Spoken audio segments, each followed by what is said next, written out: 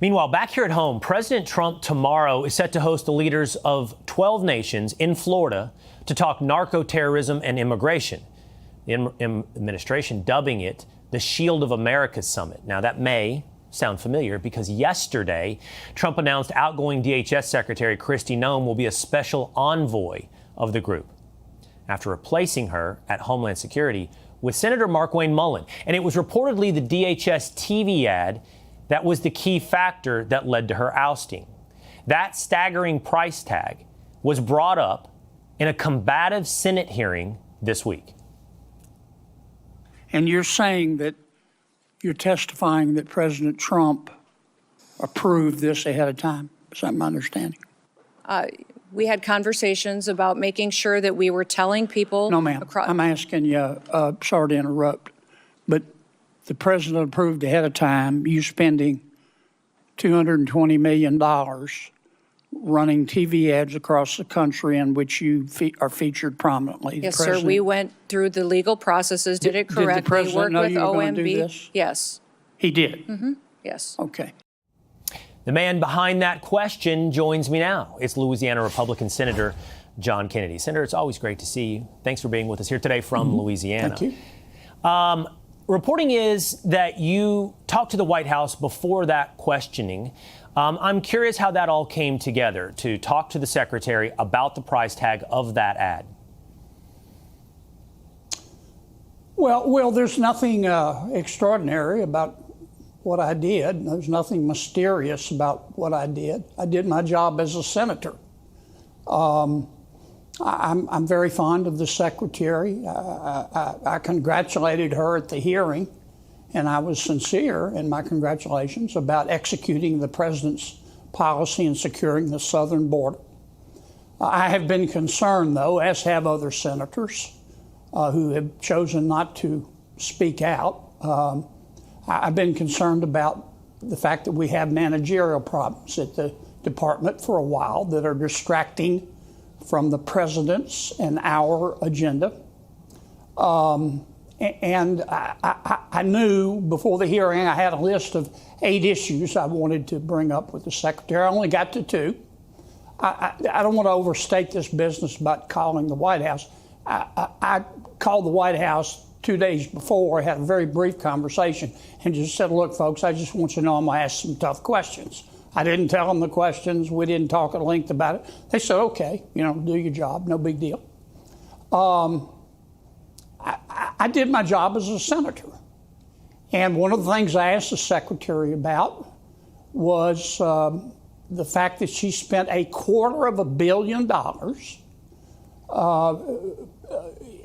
putting ads out across America, $250 million, in which she was prominently displayed. They looked a great deal like political ads. And I found that breathtaking. And when I see what I perceive to be spending porn, I don't care who does it. I'm going to call it out. I'm pretty cheap when it comes to taxpayer money. I squeak when I walk. And that's what happened. It also came out, though the secretary denied it, that these were no-bid contracts, and then apparently some of them did not go to people whose names she got off ZipRecruiter. They went to political friends. And we talked about that. And I was stunned when she answered categorically that the president approved every single bit of it. Later that day, I got a call from President Trump. He was mad as a mama wasp. He said, Kennedy, I hope you understand that I had nothing to do with this. And I said, well, I do believe you, Mr. President. He was not happy. It was clear to me after that conversation that the secretary's time at the department was limited. That to be blunt, she was dead as fried chicken. And we talked about a few names that he might consider. And then what happened. It's not personal. But President Trump was very irritated that the secretary had seemed to blame this on him. Senator, interesting you note that you had concerns about managerial issues at DHS, and there were concerns you said were shared by several other senators who did not choose to speak out, and you did. Why didn't we hear from other senators? Well, I can't speak for them. I play outside the pocket.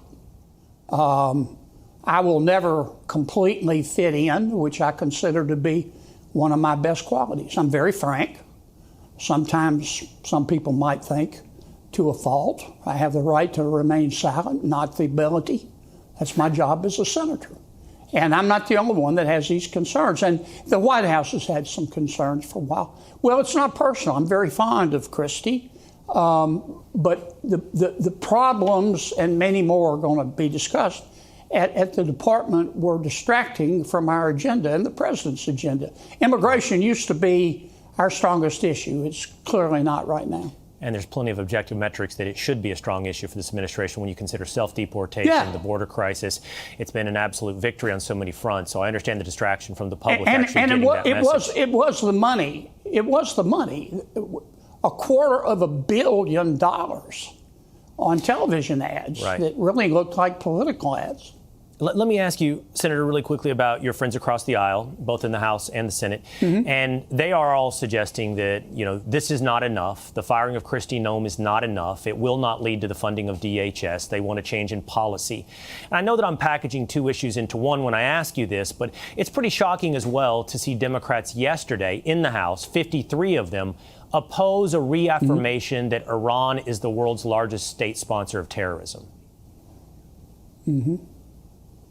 Well, many of my Democratic friends are weak. We're in a bar fight. They want to quote Socrates. They in their heart, I think, know that President Trump is doing the right thing with respect to Iran. He had no choice. He didn't start a war. He's trying to end a war there. We've been at war with Iran for a while. Most of my Democratic friends are controlled by the Karen wing of their party. And the Karen wing of their party is the wing that gave us defund the police. We know how that vampire movie turned out. Now their mantra is defund ICE. And many, not all, but many of my Democratic friends are scared of the Karen wing. And that's what's driving this. That's why we can't put together a budget for Homeland Security. Our budget for Homeland Security has already been approved by the Democrats. All the Democrats signed off on it. And then all of a sudden they unsigned off on it. They said, we want to make ICE an issue.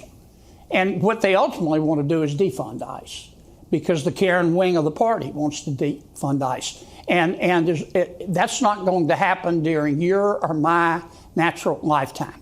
Legal immigration is legal. The American people support it. But illegal immigration is illegal. These immigration statutes are not some second-tier laws where there are no consequences if you break them. They need to be enforced. How you enforce them matters. They should be enforced in accordance with equal protection and due process and the reasonable suspicion standards of Terry v. Ohio. And yes, people have the right to protest. They don't have the right to protest violently. This is all politics, Will. Yes. You know that. Well, Senator, keep playing outside the pocket. It led Roger Staubach to the Hall of Fame. Thank you for being with us here today. Hey, Sean Hannity here. Hey, click here to subscribe to Fox News YouTube page and catch our hottest interviews and most compelling analysis. You will not get it anywhere else.